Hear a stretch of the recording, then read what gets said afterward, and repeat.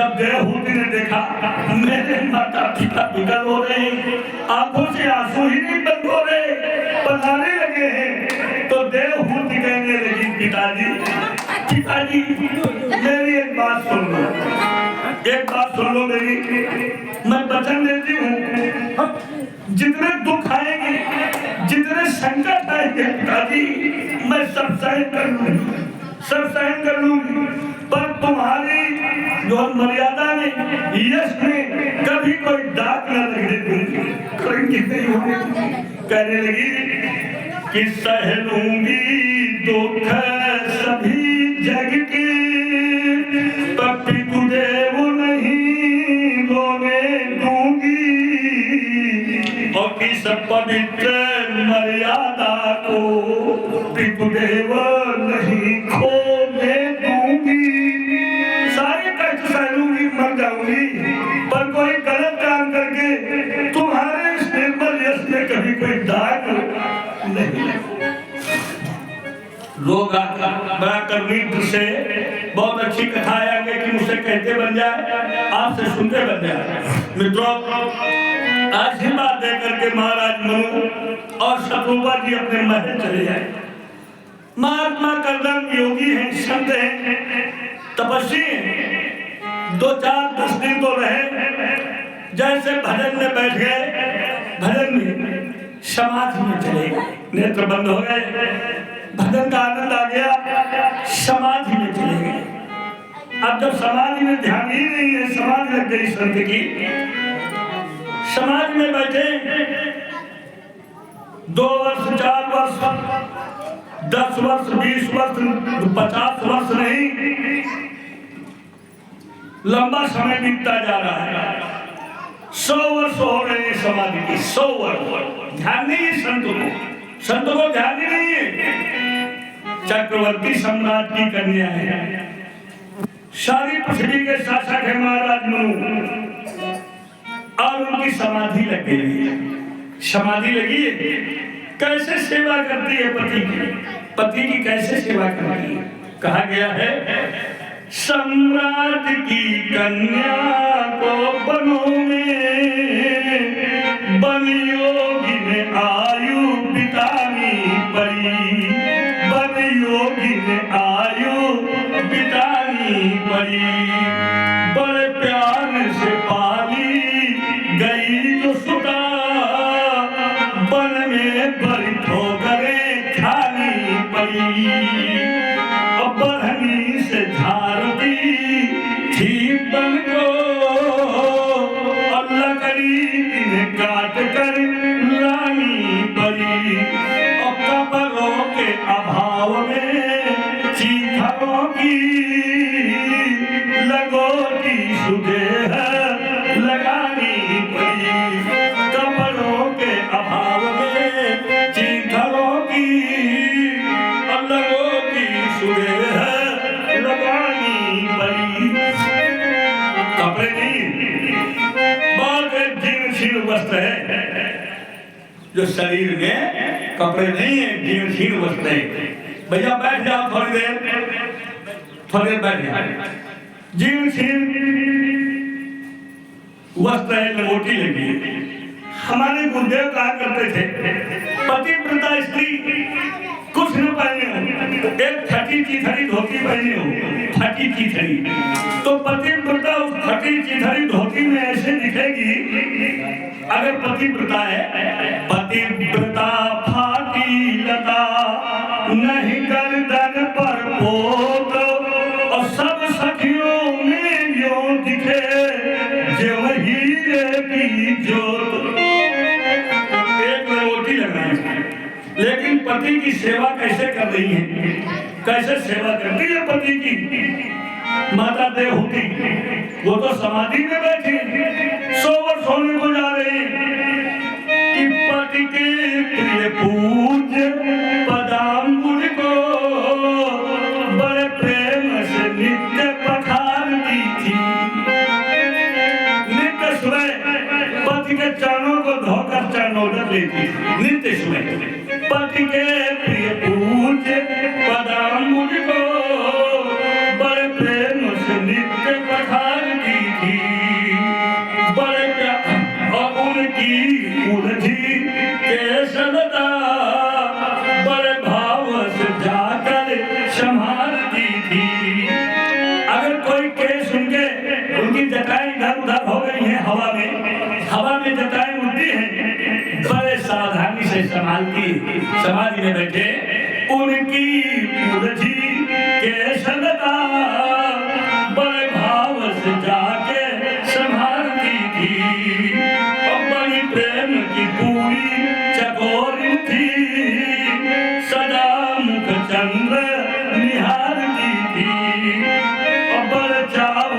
दीप जला करके पति आरती नित्य उतारती थी, पति आरती नित्य उतारती थी।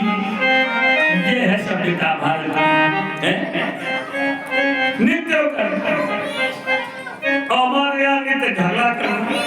पहले ये होता था, अब तो पति पत्नी के बीच में 24 घंटे में अगर 4 बार तू मैं ना हो, 4 बार झगड़ा विवाद ना हो, तो जान लो जीवन बेकार है। आपके यहाँ ना होता होगा, आपके गाँव में होता है पत्नी कभी तू मैं ना होता होगा, कभी कोई बात विवाद ना होता होगा, है? ये सब लोग हमारे इधर में गोविंद भगवान की। आइए मित्रों, 100 वर्ष हो गए, 100 वर्ष के बाद वो समाधि से जगे। जब समाधि से जगे, देखा देवहूति का शरीर सूख के कांटा हो गया है, बिल्कुल कांटा हो गया है शरीर, कुछ नहीं, हड्डियों में खाल केवल लगी है, खून मांस का नाम नहीं है। भैया थोड़ा शांति का सहयोग दो, खून मांस का नाम नहीं है। तो मार्शकंदम ने पूछा अपनी पत्नी से, देवी इतना लंबा समय हो गया, तुम राजकुमारी हो, राजपुत्री हो, ऐसा तो नहीं कि मैं पूजन भजन में लगा रहता हूँ, तुम्हारी कोई दूसरी इच्छा हो? कोई इच्छा तो नहीं है? देवहूति ने कहा, स्वामी जो आपकी इच्छा है वही मेरी इच्छा है, आपसे अतिरिक्त मेरी कोई दूसरी इच्छा नहीं है। मैं तो भगवान से ही विनय करती हूँ, आप जैसा मुक्तिदाता पति जिसको मिल गया हो, मैं भगवान से यही विनय करती हूँ, प्रभु मेरा सुहाग हमेशा अखंडित रखे, मेरे मान की लालिमा हमेशा सुरक्षित रखे। मेरी कोई इच्छा नहीं है, जो आपकी इच्छा है वही मेरी इच्छा है। कहने लगे, जिस पथ की आप पथिक होंगे वही शुभ पंथ कहूंगी मैं, वही शुभ पंथ कहूंगी मैं। यदि आप ब्रह्मचारी होंगे तो ब्रह्मचारी रहूंगी, ब्रह्मचारी होंगे मैं ब्रह्मचारी रहूंगी।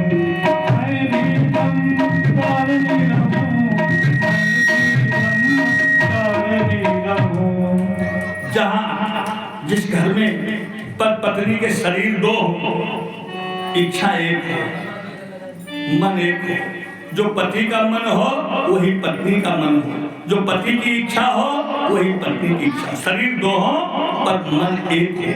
वहाँ गरीबी में भी स्वर्ग होता है, गरीबी में भी सुख होता है, गरीबी में भी दैवी शक्तियों की कृपा होती है, लक्ष्मी होती है, रिद्धियां सिद्धियां होती है, जहाँ एक मन होता है। और जहाँ दो मन हो जाए, पत्नी का मन कुछ और हो, पति का मन कुछ और हो, पति कहे हम खीर खाएंगे, पत्नी कहे हम खिचड़ी बनाएंगी, खिचड़ी, पति कहे हमारी चाय पीने की इच्छा है, पत्नी कहे हमारी मट्ठा पीने की इच्छा है, वहां पर कलह होता है, भय होता है, शोक होता है, विरोध होता है, और जो संबंध का मधुर, जो संबंध में मधुरिमा होती है वो भी समाप्त होती है। पत्नी के शरीर दो हो पर मन एक है, दाम्पत्य का सुख इसमें। सज्जनों, महर्षि कर्दम ने कहा, देवी तुम्हारा शरीर सुन के बिल्कुल कांटा हो गया, मैं तुम्हें दिव्य शरीर अर्पण कराना चाहता हूँ, दिव्य शरीर। इसके लिए तुम सरस्वती में स्नान करो, स्नान करो। जैसे देवहूति स्नान के लिए नीचे उतरी, देखा स्वर्ग से अनेकानेक दासियां उतरती चली आ रही है, देवांगनाएं, देवांगनाएं आ रही हैं। क्या था? महर्षि तपस्या, जो महर्षि कर्दम की तपस्या का फल था। देवहूति ने पूछा, आप लोग कौन हो? आप लोग कौन हो? कहने लगे हम स्वर्ग की जो देवियां हैं, आपको नहलाने आई, आपकी सेवा करने आई। ये तपस्या का फल था। देवहूति को उठाया और उठा करके हाथों में जैसे सरस्वती के नदी में प्रवेश किया, जैसे डुबकी लगाई नदी में, देवहूति का शरीर ऐसे हो गया जैसे अभी विवाह हुआ हो। अभी इतने हस्त पुष्ट, इतनी सुंदरता, ऐसा शरीर चमकने लगा है जिसका वर्णन शब्दों से नहीं हो सकता। लगता है अभी अभी विवाह हो रहा है, अभी अपने मायके से आए। आई ऐसी सुंदरता हुई, स्नान किया। तब तक मार्स कर्दम ने क्या किया, एक सुंदर विमान बना डाला। विमान जिसको अंग्रेजी में हवाई जहाज कहते हैं, जहाज कहते हैं, विमान बनाया। ऐसा ये विमान है जिसके दीवारों में सुंदर मांगलिक जो पक्षी, हंस, मोर आदि वहां कलरव करते हैं। तीनों लोगों की ऐसी कोई वस्तु नहीं जो उस विमान में इच्छा किया जाए तो मानो तुरंत न मिल जाए। चाहे उसमें एक व्यक्ति बैठे, चाहे उसमें 1000 बैठे, उसकी सीटें खाली ही बनी रहती थी। एक दो सीटें खाली रहती थी। समझ रहे हो? कोई ऐसी वस्तु नहीं, कोई ऐसा देवता नहीं जिस देवता का ध्यान किया जाए सेवा में वाले उपस्थित हो जाए। ये तपस्या का फल था, ये भगवान के भजन का फल था। और देवहूति का अर्थ ही होता है, माता देवहूति का अर्थ ही है, देवहूति कहते हैं जिस देवता को जो मां बुला दे उसकी सेवा के लिए वो देवता तुरंत आ जाए। ऐसी दिगंबरा बुद्धि को, ऐसी पवित्र बुद्धि का जो नाम देवहूति। यज्ञ जो सतयुग में यज्ञ नहीं होते थे, सतयुग में कोई यज्ञ नहीं हुआ, यज्ञ की जरूरत ही नहीं, किसी का यज्ञ सतयुग में नहीं हुआ। क्यों? सतयुग में देवा भागम यथा पूर्वम, माने सतयुग का प्रमाण है जिस देवता को लोग बुला देते थे तुरंत हाजिर हो जाता था और उनका भाग देवताओं के हाथों में दिया जाता था। देवताओं के हाथों में भाग दिया जाता था जो सतयुग में। जब त्रेता आया तो त्रेता में थोड़ा गड़बड़ हो गया, देवता नहीं आने लगे तो लोग यज्ञ करने लगे। जब त्रेता में यज्ञ करते थे लोग तब देवता आते थे, तब उनका भाग देवताओं को मिलता था। सतयुग में यज्ञ का कोई प्रमाण नहीं, त्रेता में ऐसा हुआ जब यज्ञ करते थे तभी देवता आते थे। इसलिए त्रेता में बहुत यज्ञ की जा रही है, घर घर यज्ञ हो रही है, हर प्राणी यज्ञ कर रहा है। क्यों? जब यज्ञ करोगे तभी देवता आएंगे। इसलिए त्रेता विधि यज्ञ नर करहि, प्रभु ही समर्पि कर्म भाव धरहि।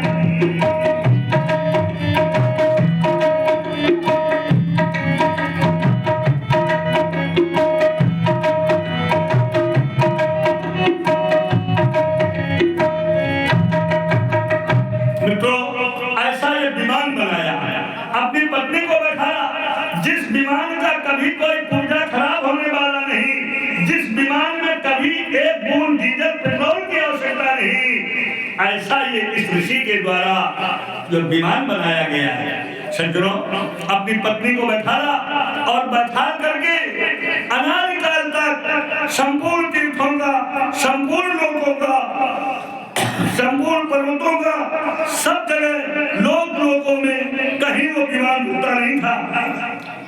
भ्रमण कराया, तीर्थाटन कराया, हर तीर्थ में, हर लोक में, हर जगह मार्च का दम पहुंचे अपनी पत्नी को लेकर, अपनी पत्नी को लेकर। ऐसे रहो, ऐसी तपस्या करो, ऐसी साधना करो, जहां जिस देवता के पास जाओ पति पत्नी दोनों लोग पहुंच जाओ। ये सिनेमा देख के नहीं, ये खुराफात परपंच करके नहीं, ये संसार के विषयों से नहीं, ये तो जब संभव होगा जब भगवान के हो जाओगे, भगवान के नाम का स्मरण करोगे, भगवान के लिए पूजा पाठ करोगे, सत्कर्म करोगे, तब ऐसे हो पाओगे। क्यों भाई? अच्छी आदतें सीखो, इसके बाद अपने घर जाए। मार्स कर्दम ने कहा था एक पुत्र हो जाएगा, मैं सन्यासी हो जाऊंगा, मैं सन्यासी बन जाऊंगा। लेकिन माता देवहूति माने वह कहती है ये संत है, योगी है, ये भगवान को बेटा बना करके प्रकट कर देंगे।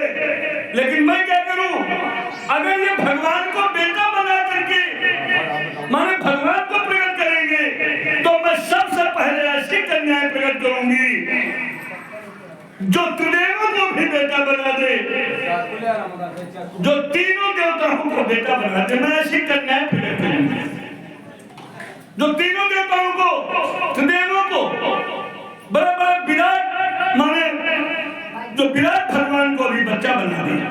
तो माता देवहूति ने, शक्ति स्वरूपा देवहूति ने माता दुर्गा से प्रार्थना की, माता मैं ऐसी कन्या चाहती हूँ जो परमात्मा को, तीनों गुरु को स्वयं बेटा बनाकर अपने पालने में झुलाए। माता ने ओर लगा दी तो माँ भवानी ने, माता दुर्गा ने सुना। तो उनके घर में पहले जो पुत्र तो नहीं हुए, 9 कन्याएं हुई जो 9 भक्ति थी। कितने प्रकार की भक्ति होगी? 9 प्रकार की।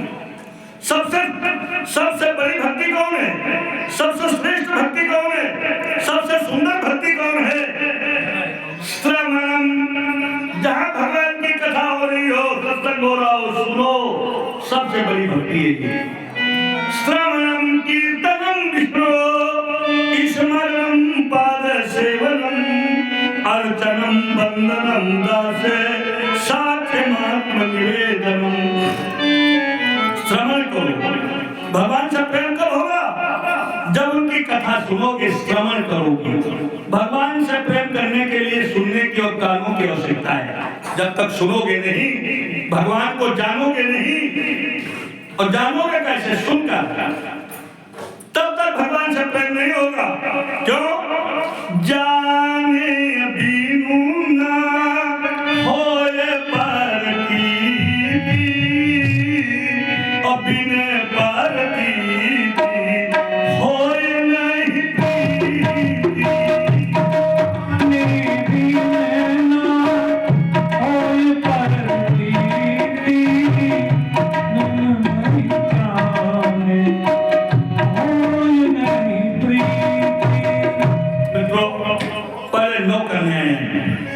माता देवहूति का संकल्प, मेरी कन्याएं भी ऐसी हो जो भगवान को बालक बनाकर पढ़ना में झुलाए। किसी कन्या ने जो है झुलाया क्या? बोले हाँ झुलाया। किस कन्या ने? देवहूति की कन्या अनसुईया ने। माता अनसुईया ने डाल दियो पालना, तीनों देव झूल रहे बन करके लालना। इसके बाद एक दिन भगवान कपिल माने तो भगवान एक दिन मां स्कंदम ने कहा अब मैं बन जाना चाहता। 9 कन्याएं होगी। देवहूति ने कहा स्वामी आप बन जाओ। मैं प्रभु से यही विनती करती हूँ, जब भी जन्म हो, जब भी मुझे शरीर मिले, तो जैसे पार्वती कह रही थी कोटि जन्म लग लगा हमारी, बरौ संग उन्नत राव कुमार, ऐसे देवहूति कहने लगी जब भी मेरा विवाह हो तो पति के रूप में मुझे ऐसा ही मुक्ति दाता भगवान। पितरों के ऋण से मुक्ति के लिए एक पुत्र का आपने वचन दिया था, एक पुत्र होने के बाद मैं सन्यासी हूँ। इन कन्याओं का विवाह कर दो और पितरों के ऋण के लिए एक पुत्र का दान कर दो। इसके बाद जैसी आपकी इच्छा हो। वैसे मैं तो नहीं चाहती। ऐसा कहती हुई देवहूति आंखों से आंसू बहाती हुई मां स्कंदन की ओर देखती रही। मां स्कंदन ने जब आंखों में आंसू देखा, कहने लगी तुम रो रही? मां खिदो राजपुत्री थे मध्याह्न प्रतिनिधि। रो नहीं, आंखों से आंसू पूछो। अब भगवान ही तुम्हारे पुत्र बनने वाले। जहां भगवान होते हैं वहां रोना नहीं होता, वहां आनंद ही आनंद होता है, हंसना ही हंसना होता है। आंसू पूछो। जिस प्रकार काठ से अग्नि प्रकट होती है, काठ से अग्नि प्रकट होती है, मार स्कंदन की तपस्या के प्रभाव से, उनकी तपा शक्ति से आज भगवान प्रकट होने जा रहे हैं। मित्रों, जैसे ही भगवान प्रकट होने का समय आया, भगवान के मंत्र के माध्यम से, तप के माध्यम से भगवान प्रकट होने जा रहे हैं। सारे ग्रह में सब अनुकूल हो गए, सबके साथ। मित्रों, आकाश में बाजे बजने लगी, अप्सराएं नृत्य करने लगी, देवता लोग पुष्प वृष्टि करने लगे। क्यों? भगवान प्रकट होने जा रहे हैं। कहा गया है, बोलिए कपिल भगवान की।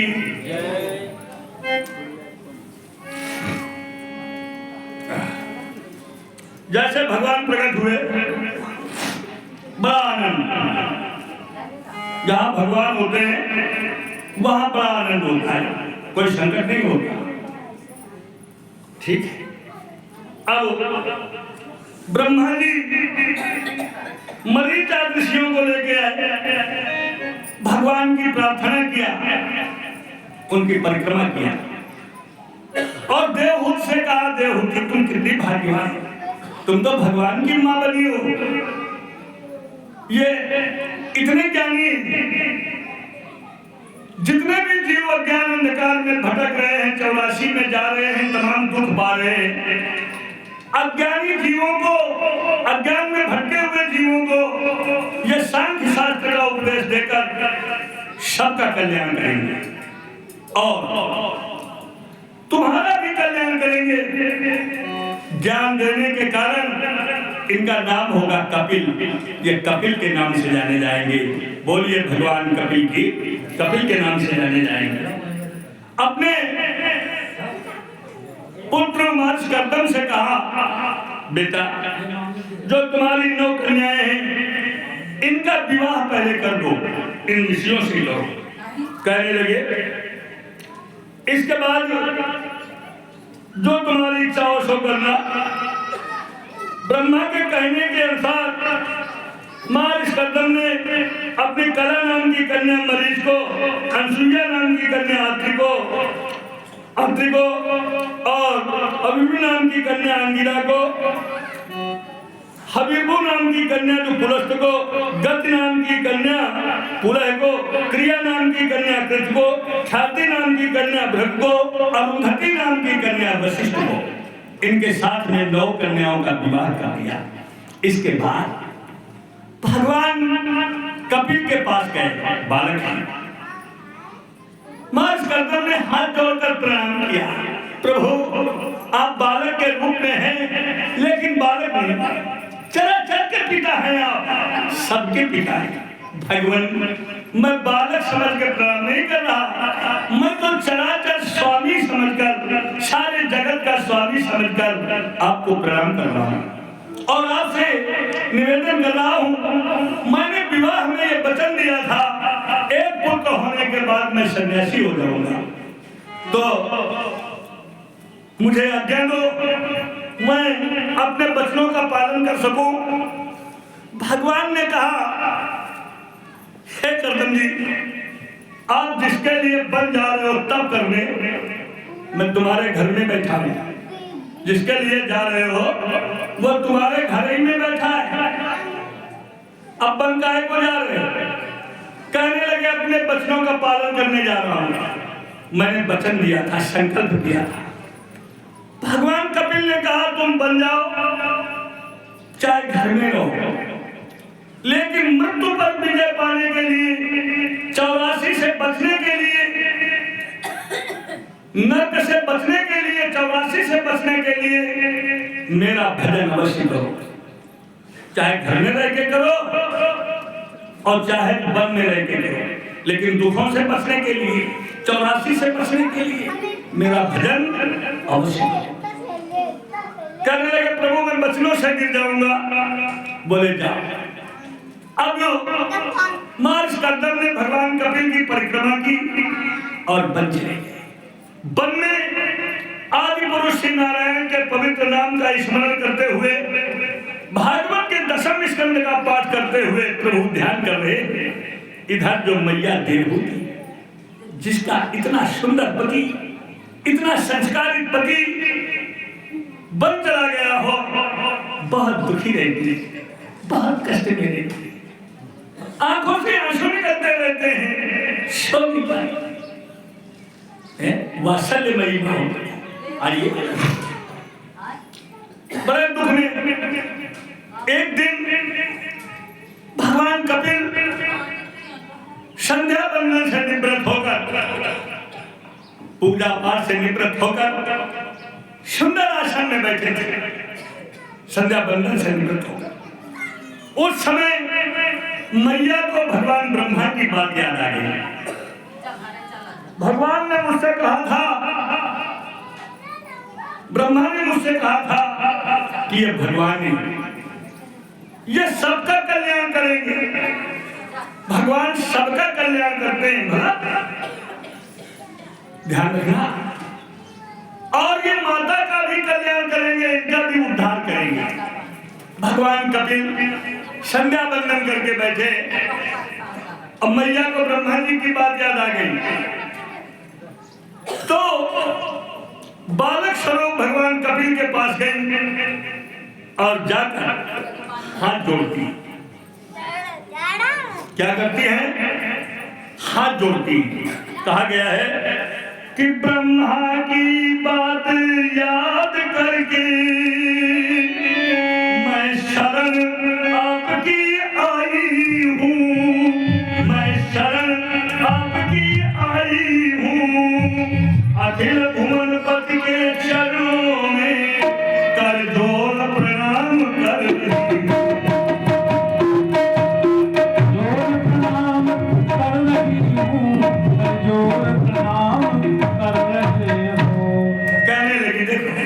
शरणागति लेती। भगवान तो बैठे हैं पूजा पाठ से निवृत्त होकर। मैया देवहूति हाथ जोड़ती, प्रणाम करती। बेटा, आज तुम्हें बेटा मानकर प्रणाम नहीं कर रही, तुम मेरे पुत्र हो ये मान के प्रणाम नहीं कर रही। आज मैं तुम्हें अखिल चराचर का स्वामी मानकर, भगवान मानकर, सर्वेश्वर मानकर प्रभु तुम्हें प्रणाम कर रही और तुम्हारी शरण ले रही। तुम्हारी शरण में आकर तुम्हारी जो शरणार्थी बनना चाहती हूँ। क्यों? कहने लगी कि त्वन्तागता हम शरणं शरणं अस्वभक्त संसार करो उद्धारम और जिज्ञासया हम प्रकट पुरुषस्य और नमामि सद्धर्म विदां वरिष्ठां, नमामि सद्धर्म विदां वरिष्ठां। प्रभु, मैं आपके शरण में आया।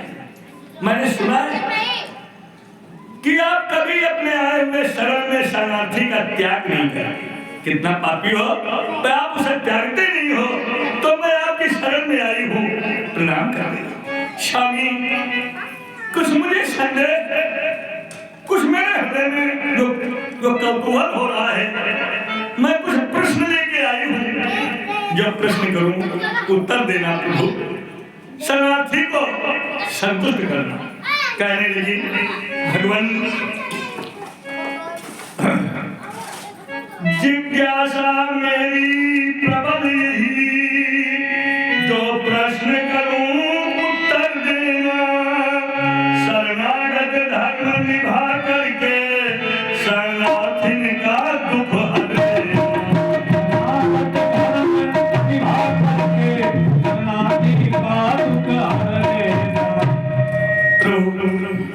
मैं डर रही हूँ, मुझे भय लग रहा है। क्यों? इसलिए भय लग रहा है, इन दुष्ट इंद्रियों से मैं इतना ऊब गई हूँ, इतना ऊब गई हूँ ये कभी नहीं सकती, कभी तृप्त नहीं होती है। जीव ने कितने बार कढ़ी नहीं खाई होगी, कितने बार मिठाई नहीं खाई होगी, जीव को जो अच्छा लग जाए कितने बार नहीं खाई, क्या जो अच्छा गई। बोलो, अभी होटल से निकल जाओ, 4 दिन पहले छेना खाया और 4 दिन हुए होटल से निकल जाओ, जीभ चुकुर चुकुर होने लगे कि एक मिल जाए तो और मार दी। बोलो, जो सब्जी अच्छी लगी, जो चीज अच्छी लगी, आंख में जो सुंदर लगता है उसको इंद्रियां बार बार मांगती। बोलो भाई, हैं? यही हाल हाथ का है, यही हाल जीभ का है, यही हाल कान का है। इतना उब गई हूं इनको तृप्त करते करते। ये भोगती भोगती इंद्रियां कितने जन्म हो गए, कितने युग हो गए, पर ये भोगों से कभी तृप्त नहीं होती, वैसी ही बनी रहती। जितना इनको भोगों से छकाओ उतने इनकी भूख बढ़ती रहती है। बच्चों को शांत कर लो थोड़ी देर के लिए, बच्चों को शांत कर लो थोड़ी देर के लिए, उतने इनकी भूख बढ़ती है। कभी कोई इंद्रिय शक्ति नहीं। और ये कहां ले जाएंगी, कहां ले जाएंगी। कोई फिल्म अच्छी आ जाए, आंख बार बार वो लगाओ, वही फिल्म दिखाओ। कौन? नदिया के पार, चाहे 20 बार देखा हो, 50 बार देखा हो, वही दिखाओ। कोई शो और अच्छा लग जाए तो माताएं बार बार मोबाइल में वही किक करेंगी, वही शो, वही 2 बार सुन लिया, 100 बार सुन लिया, 200 बार सुन लिया, कढ़ी 1 बार खा लिया, 2 बार तो किसी के यहाँ हफ्ते में, किसी के यहाँ चौथे में पनीर खा लिया।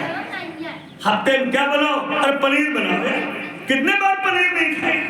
इंद्रियां कभी भोगों से नहीं सकती। तो देवहूति कहती है, भगवान इनको मैं जितना तृप्त करती हूँ, इंद्रियों से प्रभु मैं ऊब गई, इनको न तृप्त कर पाई हूँ। विषयों से घबरा कर भगवान मैं शरण आपकी आई।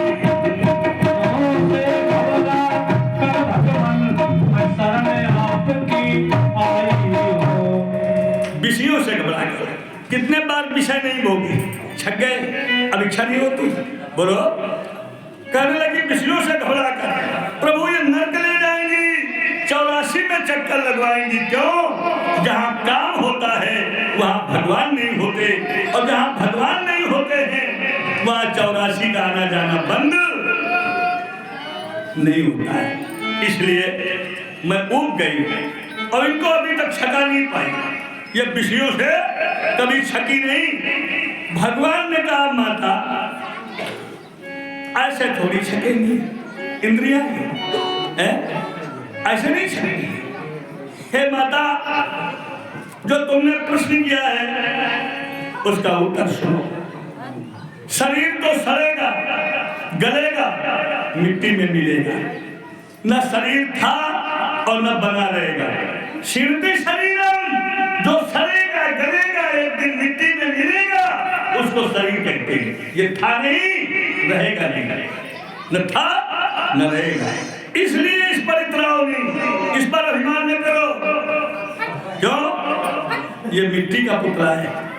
आए रे मिट्टी के पुतले, न इतरा के चल, इन जीवन का कोई भरोसा नहीं। पानी पड़ते ही घट खुल जाएगा, ऐसे जीवन का कोई भरोसा नहीं। वही भरोसा है। तो शरीर तो नष्ट हो जाएगा, और शरीर जाएगा तो इंद्रियां भी नष्ट हो जाएंगी। बोलो, शरीर नष्ट होगा। माता मुक्त आत्मा आनंद स्वरूप। माता न मुक्ति शरीर को चाहिए, न मुक्ति आत्मा को चाहिए। आत्मा स्वयं आनंद स्वरूप है, मुक्त स्वरूप है। केवल मन को मुक्ति चाहिए। ये मन बीच में गड़बड़ कर रहा है।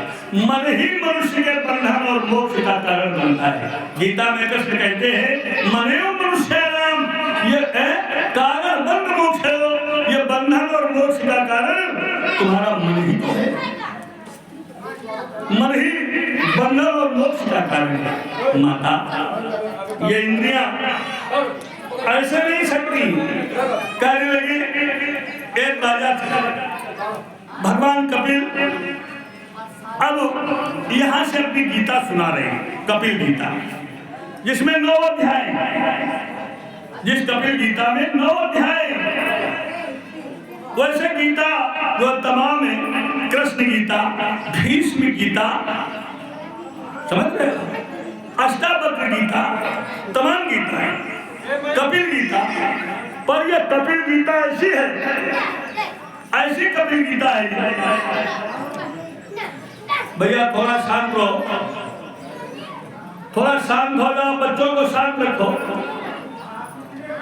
कहने लगी माता, भगवान कपिल कहते हैं एक राजा था, राजा समझा रहे इंद्रियों को कैसे छकाया जाता है, कैसे विषयों से हटाया जाता है, भोगों से। इंद्रियां भोगों से विषयों से कैसे हटेंगी, कैसे तृप्त होंगी। कहने लगे एक राजा था, राजा ने एक बार बकरे को देखा, बकरा को कितना छका दो, कितना छकाओ तो उसकी भूख कभी मिलती है?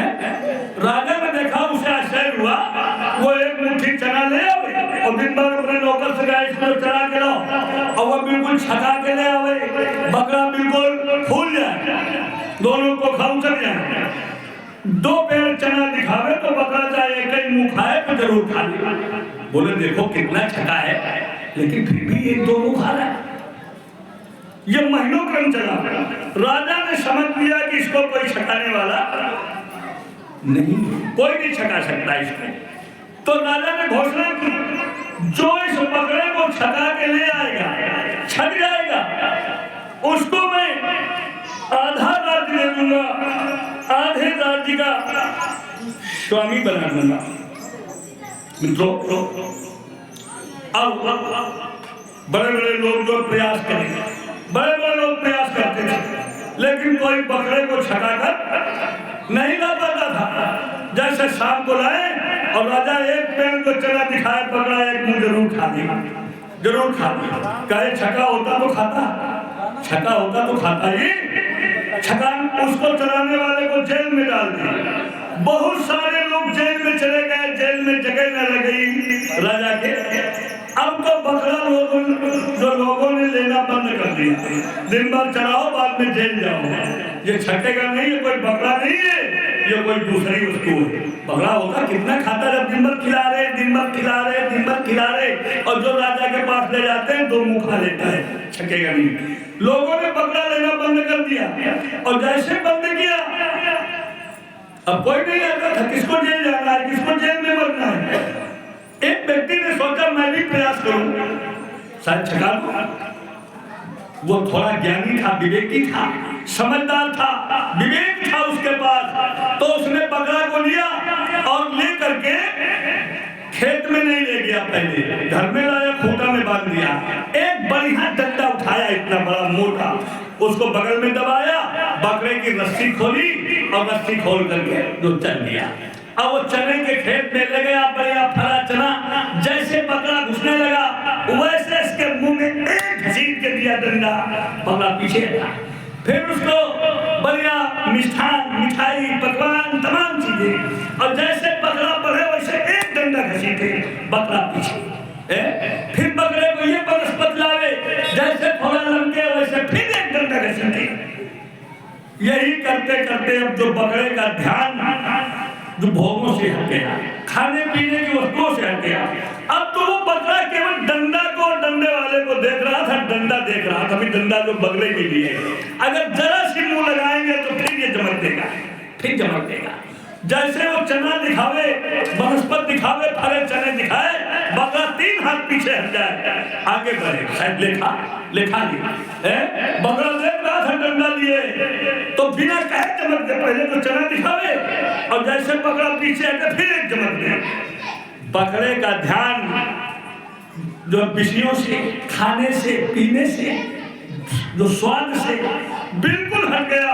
अब वो डंडे को देखना था। माता, भगवान कपिल कहते हैं माता, इस प्रकार शाम तक उसने बिल्कुल बकरे को ठोक ठोक करके उस डंडे से ठोक ठोक करके इतना ठोक दिया कि जैसे उसको वनस्पति या कोई खाने की वस्तु दिखाई जाती थी, बकरा 2 लाठी पीछे हट जाता था। जैसे दिखावे 2 लाठी पीछे हटे। अब बिल्कुल भूखा, पेट में पेट जो लगा था, लेकिन बकरा 2 लाठी पीछे। बोला ठीक है, छक गया। आज ये छका है। राजा के पास ले गया। राजा के पास ले जाकर के राजा ने देखा आज तो बिल्कुल ही भूखा है, आज तो इसका पेट बिल्कुल खाली। वो कहता है छका है। बोले ये तो छका है। बोले महाराज देख लो छका है कि भूखा है, परीक्षा करके देख लो। बोले ये बिल्कुल भूखा है। बोले महाराज देख लो कुछ डाल के, तुम कहते हो भूखा है, हमको लगता है बिल्कुल छका है। जैसे राजा हरे चने लाया और लाके उसके मुंह की ओर राजा ने लगाया, तो राजा ने देखा अभी डंडा लिए बगल में ही खड़ा है, बिल्कुल डंडा लिए बगल में खड़ा है। राजा आगे बढ़े, बगड़ा पीछे हटे। राजा आगे बढ़े, मारे बगड़ा पीछे। मतलब क्या है? वो चलने देखता था। बोले महाराज छका है कि भूखा है, देख लो। राजा शर्म में पड़ गया, है तो बिल्कुल भूखा, तो ये पीछे आता है, ऐसी कौन सी विद्या जानता है? भगवान कपिल कहने लगे माता, ये इंद्रियां जो है बकरा ही है, इनको जितना भोगों से, विषयों से तृप्त करो, उतना ही इनकी भूख बढ़ती है। कितने बार पत्नी नहीं बने, कितने बार भोजन नहीं खाया, कौन सी इंद्री तुम्हारी तृप्त हो गई है? इसको हे माता, इंद्रियां बकरा है, चराने वाला मतलब जो मन है, चराने वाला कहते हैं। और राजा भगवान है, राजा भगवान है। भगवान उस जीव को आधा राज्य देते हैं, उस जीव का सम्मान करते हैं जो भोगों से इंद्रियों को तृप्त करता है। और ये कैसे तृप्त होंगी भोगों से? हैं? जब इस मन रूपी बकरे को संतोष रूपी डंडा से ठोकोगे। काम आए संतोष कर जाओ, क्रोध आए संतोष कर जाओ, लोभ आए संतोष कर जाओ, कोई गुस्सा आए संतोष कर जाओ। जब संतोष रूपी डंडे से ये ठोका जाएगा, संतोष रूपी डंडे से संभाला जाएगा मन रूपी बकरा, तो उस जीव का कल्याण होगा। उस जीवात्मा को परमात्मा अपना आधा राज्य देता है, जो मन रूपी बकरे को संतोष रूपी डंडा से ठोक ठोक करके। क्यों? काम किससे मिलेगा? संतोष से। क्रोध किससे मिलेगा? संतोष से। लोभ किससे मिलेगा? संतोष से। एक संत ने लिखा कि बिन संतोष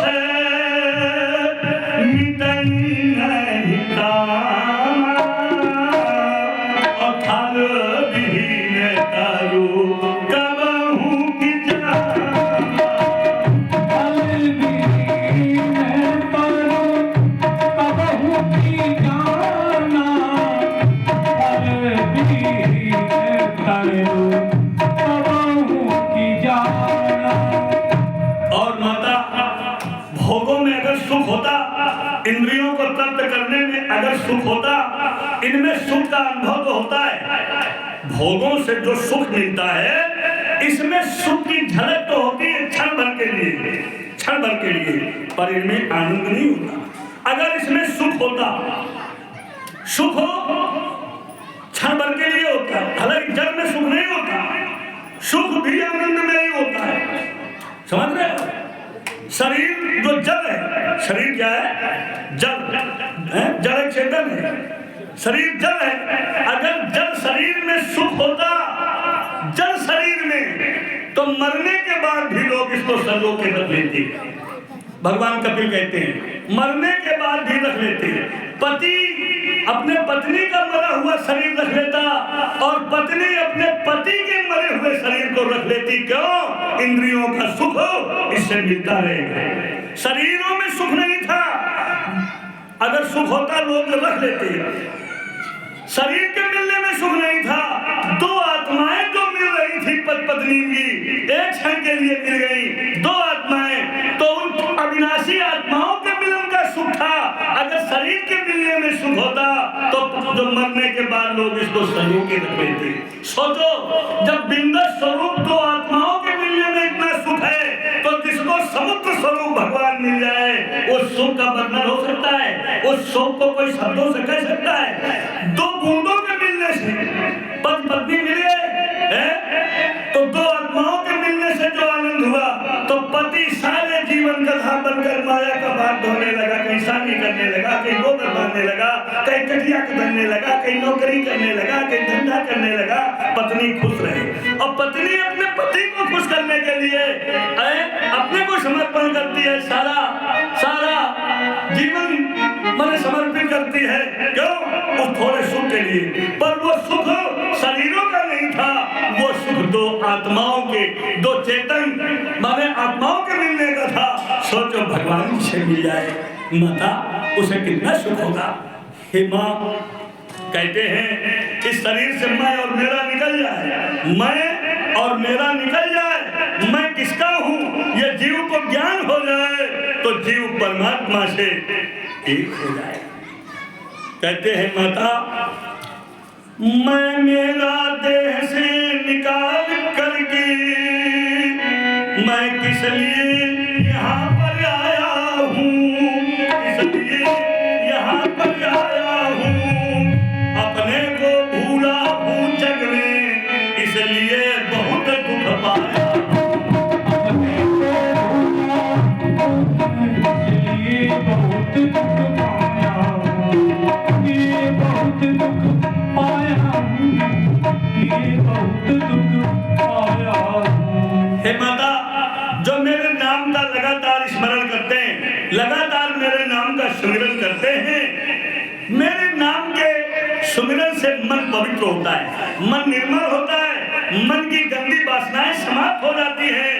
हे माता, मेरे नाम से ही माता यह मन पवित्र हो जाता है, यह मन पवित्र हो जाता है।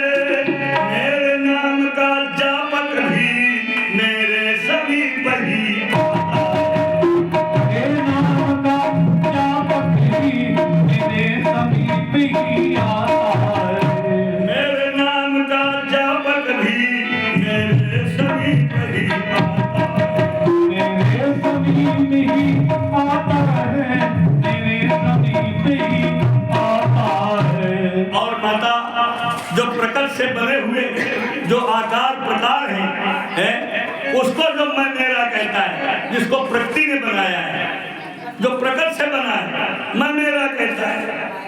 तुम्हारा क्या है?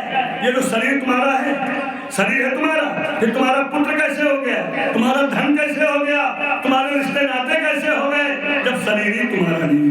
बोलो, ये प्रकृति के द्वारा बने हुए जो आकार हैं, जब इन पर तुम्हारा अधिकार, और जो इनको मैं मेरी कहता है, मेरा बेटा, मेरी पत्नी, मेरा धन, क्यों भाई, जो इनको अपना कहता है, ये मत समझे बाबरे कि मेरा है सब कोई, प्राण पिंड से बंधी रहो सो अपनों नहीं हो। जब तक ये मैं मेरा बना रहेगा, तब तक 84 से भगवान कहते हैं जीव नहीं बचेगा। मैं मेरा निकल जाए, मैं कौन हूँ, मेरा कौन है, ये भाव आ जाए, तो जीवात्मा परमात्मा से एक हो जाए। माता, जो दूसरे की वस्तु को अपना कहते हैं, वो सजा के अधिकारी हैं कि नहीं, दंड के अधिकारी हैं कि नहीं? सृष्टि प्रकृति करती है, सृष्टि में सृष्टि करने के गुण जो प्रकृति में, और जो इनको मैं मेरी करे, दूसरे की वस्तु को, दूसरे की चीज हो और कहे मेरी है, तो दंड पाएगा कि न पाएगा? क्योंकि उसकी वस्तु नहीं है, दूसरे की वस्तु है। एक सज्जन भगवान कपिल कहते हैं, एक सज्जन रेलगाड़ी में बैठे चले जा रहे थे, रेलगाड़ी में लंबी यात्रा थी, एक बक्सा रखा था, बहुत कीमती, बड़ा मूल्यवान बक्सा था। अब यात्रा में बहुत कीमती बक्सा रखा था, बहुत बड़ा। कई स्टेशन हो मैंने निकल गए, बहुत दूर गाड़ी चली गई। बहुत दूर जाने के बाद बहुत समय के बाद टीटी आया और टीटी ने कहा ये बक्सा किसका है, ये बक्सा किसका है, ये बक्सा किसका है। कोई न बोले।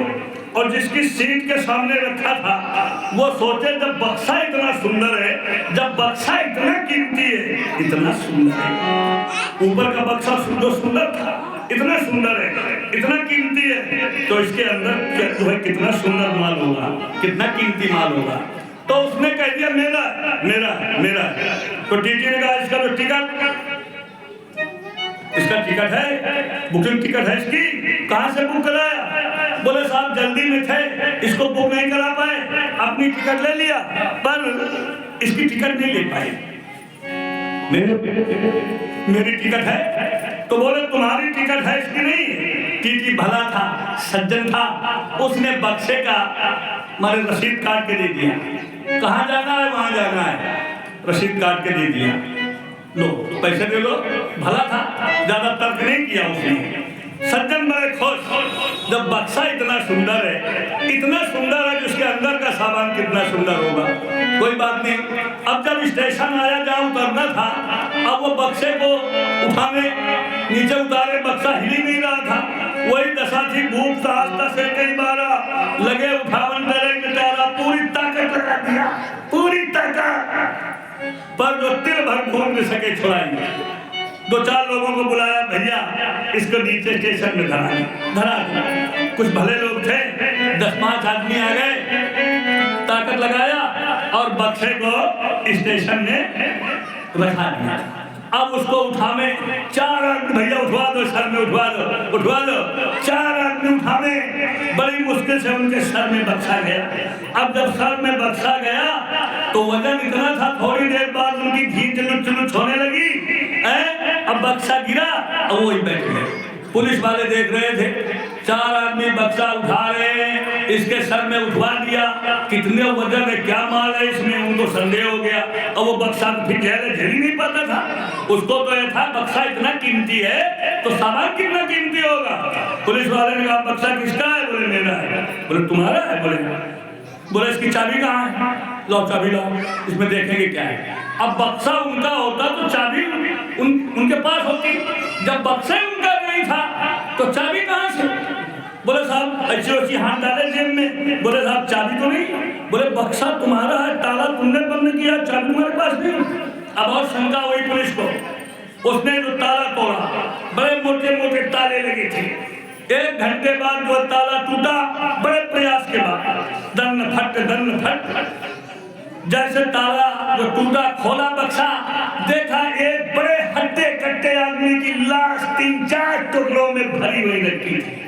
अब जैसे लाश को देखा, बोले साहब मेरा नहीं, मैं नहीं जानता, मेरा नहीं। क्या पुलिस उन्हें छोड़ देगी? बुकिंग रसीद उनके पास है, बक्सा मेरा। अभी पुलिस से कह रहे थे, पुलिस की इतनी डंडे खाए, पुलिस ने दंडित किया, जेल भेज दिया, सजा होगी। इसका मतलब क्या है, संसार में जो कुछ है, भगवान कपिल कहते हैं माता, जो कुछ है सब भगवान का है, सब भगवान के लिए है।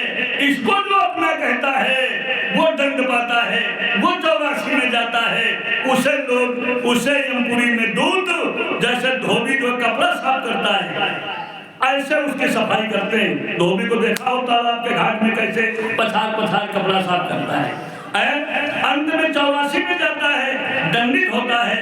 इसलिए माता ये सारे भाव छोड़ देना चाहिए। मैं और मेरा निकल जाए, मैं भगवान का हूँ, भगवान मेरे हैं, ये भाव मनुष्य में आ जाए तो माता ये भाव निकालकर मेरा भजन करे। हे माता, कहने लगे कि जग की, कहते हैं कि जग की किसी भी वस्तु को मैं मेरा जो भी कहता है, मैं मेरा जो भी कहता है, यमराज से दंडित होता है, 84 में दुख पाता है। राज से दंडित होता है, 84 में दुख पाता है। मेरी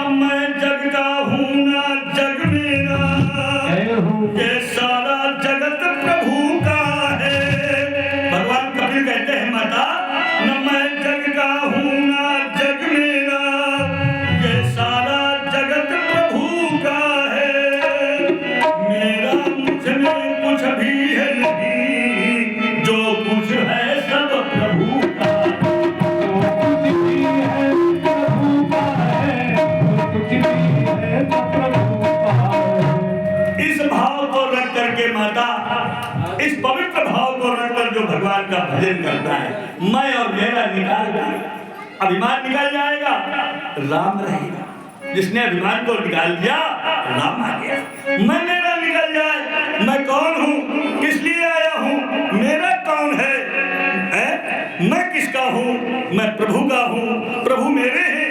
ऐसा भाव रख करके जो भगवान का भजन करता है, भगवान का स्मरण करता है, तो संत कहते हैं कि पाई न केहि गति पति पावन, राम भज सुन सठ मना। ऐसा कौन है जिसने ऐसा भाव रख के भगवान का भजन किया हो, उसको गति न मिली। पाई न केहि गति पति पावन, राम भज सुन सठ मना। गणिका अजामिल व्याघ्र गीध, गदा दिखल तारे तना। कितने लोग कर गए। इसलिए ऐसा भाव रख करके भगवान का स्मरण करो। भगवान के नाम की माला जपो। संसार में न कुछ लेके आए थे, न कुछ लेके जाओगे। कितने जन्म हो गए, अगर भगवान के हो गए होते, भगवान तुम्हारा हो गया होता, तो भगवान को पा गए होते भगवान की। फिर जन्म मृत्यु में आना हो, कितने जन्म हो गए। इसलिए ऐसा भाव लेकर के 5 मिनट 10 मिनट 2 मिनट जितना समय लगे, भगवान तुम हमारे हो, अब तुम्हारे। ऐसा भाव लेकर प्रभु नाम का स्मरण किया करो, निश्चित भगवान कल्याण करेंगे। क्यों? ताही भजिए मन तजी को दिलाई, और राम भजे गति कहीं नहीं पाई। राम भजे की गति नहीं पाई, राम भजे की गति नहीं पाई। ऐसा कौन है जिसने भगवान का भजन किया हो, प्रभु नाम स्मरण किया हो, हे माता उसको गति न मिली, उसको भगवान न मिले। थोड़ा इच्छा करो, उबो नहीं, घबराओ नहीं, प्रभु का भजन न छोड़ो। जो करते रहोगे भजन धीरे धीरे, तो मिल जाएंगे एक दिन प्रभु की। कोई काम जग में मुश्किल नहीं है, जो करते रहोगे यतन धीरे धीरे, तो मिल जाएंगे एक दिन प्रभु की। क्यों? ये तुलसीदास लिखते हैं इसी भागवत की बात को, भगवान जो कपिल की बात को महात्मा तुलसीदास जी कहते हैं, तुलसी सीता राम रट राघु हृदय विश्वास, कबहू बेगलत ना सुना रामचंद्र के दास। कभी नहीं करते, भगवान सबका कल्याण करते हैं, भगवान पापी को भी देते हैं, पिशाच को देते हैं। क्या अपने भक्त को नहीं देंगे? क्या अपने भक्त को दुखी रखेंगे? इसलिए सभी लोग भगवान जितना हो, कलयुग में इससे बड़ा कोई साधन नहीं है। हरिर नामो हरिर नामो हरिर नाम केवलम, कलौ नास्तेव नास्तेव गतिरन्यथा। दूसरा कोई साधन नहीं है। ध्यान रखना, 2 बार भगवान नाम स्मरण और आरती। राम बाबू बांगे। और भाई आप हैं रमेश मिस्त्री जमरौली, आपकी तरफ से ये 50 मुद्राएं सादर सप्रेम भेंट किए गए थे। प्रभु से उनके उज्जवल भविष्य की मंगल कामना।